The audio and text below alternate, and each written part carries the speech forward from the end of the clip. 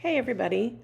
I've been asked a few times recently if I teach classes on how to make sourdough bread, but I don't currently. So I thought I would make a video of my process, and while the quality isn't what I'd like it to be, I hope someone finds it helpful until I can make something more professional. And I will provide links and my recipe in the description box of wherever you're watching. So for now, here we go. So the first thing we need to do is feed our starter. I use an online calculator to make it easy, and I make mine at a ratio of 1 part starter, 10 parts water, and 10 parts flour.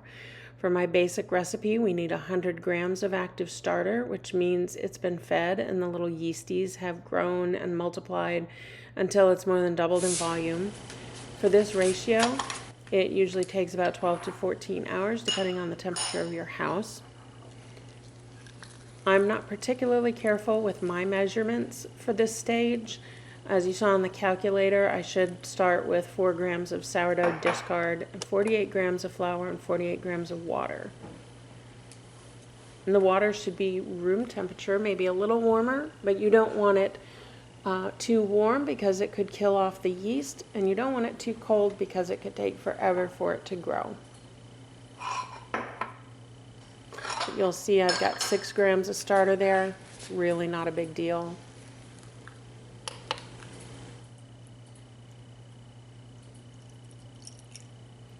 The more important thing is actually to have your water and flour close to the same number. So I've got about 50 or 51 grams of water.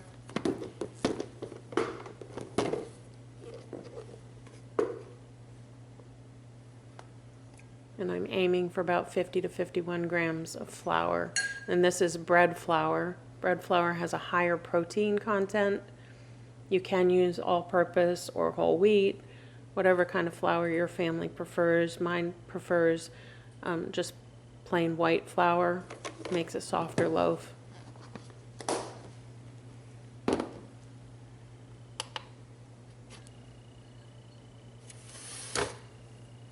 So the next step is to mix this really well, nice and thoroughly.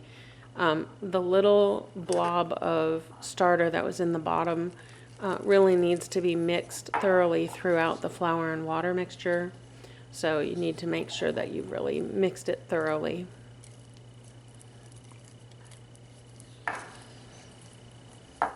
So once it's all mixed up, you're going to put a loose fitting lid on it. You want the gases inside of the jar to be able to be released as the yeast gives off gases.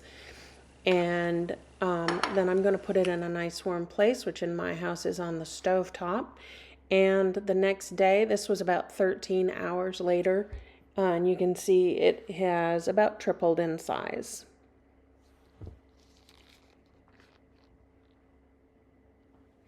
So I mix my dough in a stand mixer because I'm usually making larger quantities, and it can really take a toll by mixing it by hand.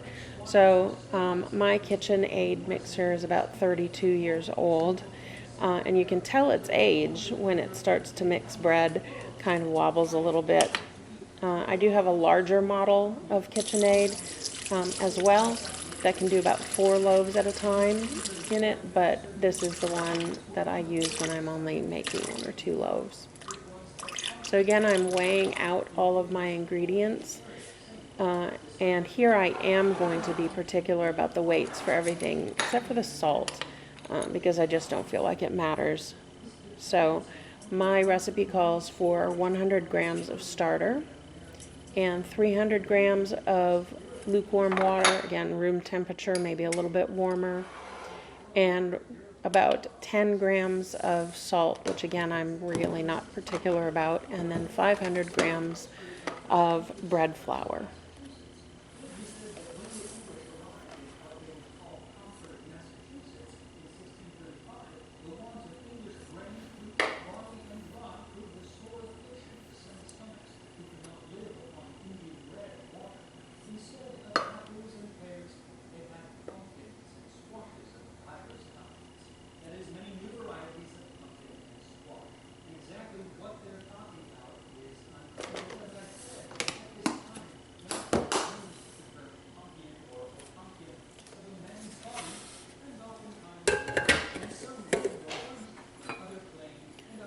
onto the mixer it goes, and I'm using a bread hook or dough hook for this. And I'm starting on low speed. I'm just going to let it get incorporated. And then I'm going to raise the speed a little bit. I believe on this mixer it starts on 1 and then I move it up to 2. And it starts to pull away from the side. You could scrape down the sides, but I just never do. So at this point I am removing my dough from the mixer bowl. You don't have to. You can do the next stage in this bowl if you prefer, but I prefer a shallower bowl.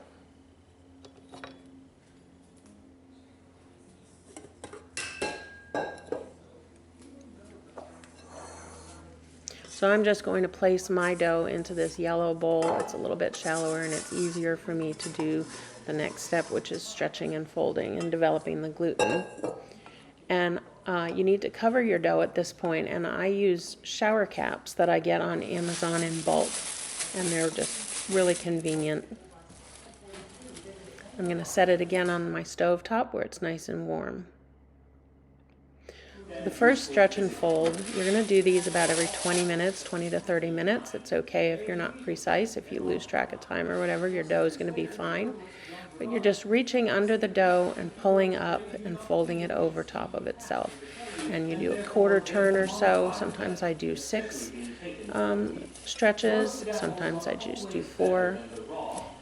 And you can see already that the dough is getting smoother. And I'm going to replace my cap and set it back for another 20 to 30 minutes.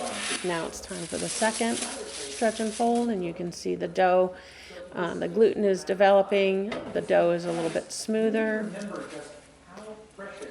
Your dough should be easy enough to pull. If it's real stiff, you probably need to let it sit for a few more minutes in between your stretch and folds. That we don't realize just how much work and expense goes into it, and especially at a time before industrialization. Put the cap back on. One more rest. So in the third stretch and fold, we're going to be transferring it to a container that has milliliter graduated measurements on it. I have different containers that I do this in depending on the quantity. Today I'm just going to be using a glass Pyrex mixing bowl. So I've done my stretch and folds, and the dough is nice and stretchy. It's not breaking apart. It's getting smoother and softer. And I'm going to transfer this to my bowl that has the measurements on it. You need milliliters.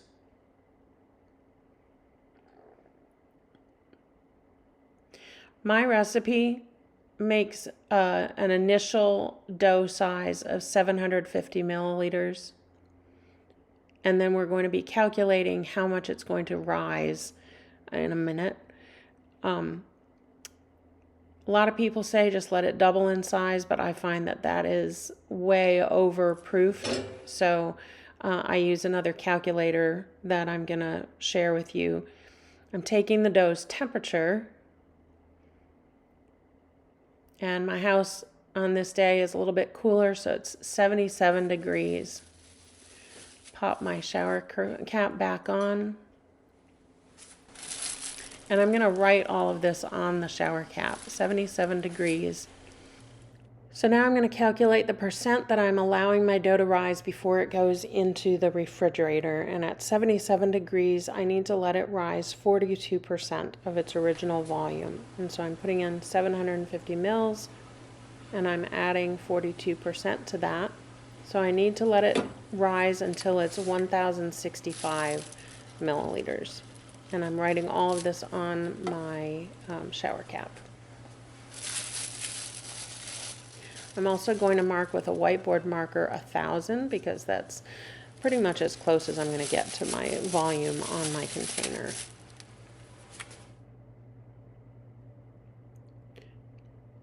And this is where we started. And it's growing. And now I'm pretty much where I need to be so that I can shape my dough and get it in the fridge. So let's go shape our dough.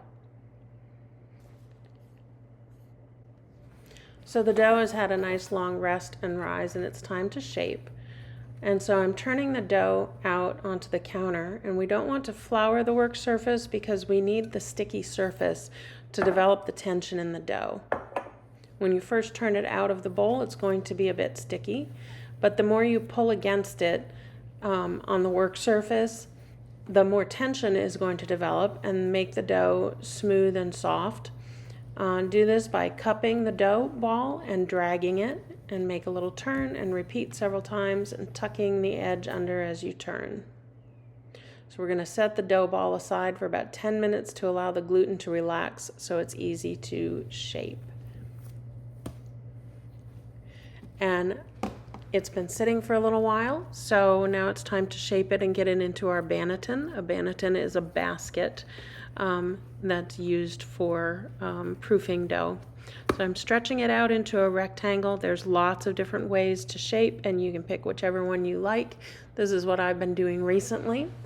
So I'm just folding the dough over itself, and then I'm going to kind of roll it up a little bit into a ball, and I'm pulling again. My seam is on the bottom, and I'm kind of dragging it to seal up that seam. Provides more tension. Got my banneton, and I'm flipping it over with the seam facing up, and then I'm going to pinch along the seam just to make sure it's all nice and sealed up.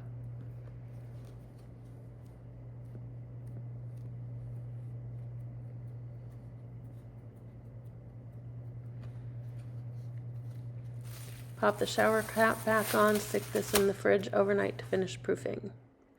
In the morning, I'm going to preheat my oven to 450 degrees with the Dutch oven inside of it to make sure the pan is nice and hot. Right before it's time to bake, I take the dough out of the refrigerator and I turn it out onto a piece of parchment paper, and then I'm going to slash it. And you can do all kinds of decorative slashing. I prefer personally just a simple ear. I hold my lame flat against the dough, and I cut about halfway down the blade. It's about a 1/2 inch deep. And then I'm going to set it on my hot pan that I've just removed from the oven. And I need to add some steam. That's what gives us a nice finish on our crust, nice and crispy and bubbly. I use 4 tablespoons of water. You could also use some ice cubes. This is just what works best for my pan. Then I cover it with a lid. This is why a heavy Dutch oven is really important when baking sourdough. It traps all that steam inside.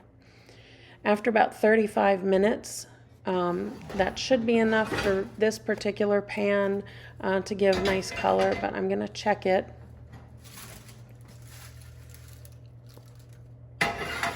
And it's a little bit light for me, so I'm going to stick it back in for 3 to 5 minutes or so.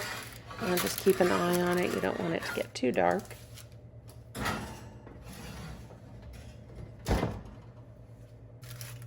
So after about 3 minutes, it's browned up nicely, and this looks great to me. You'll see that the crust is nice and shiny and crispy, and there's some good bubbles that comes from the steam. It's almost like it's boiling your bread. Well, thank you so much for watching. I hope that you enjoyed this video.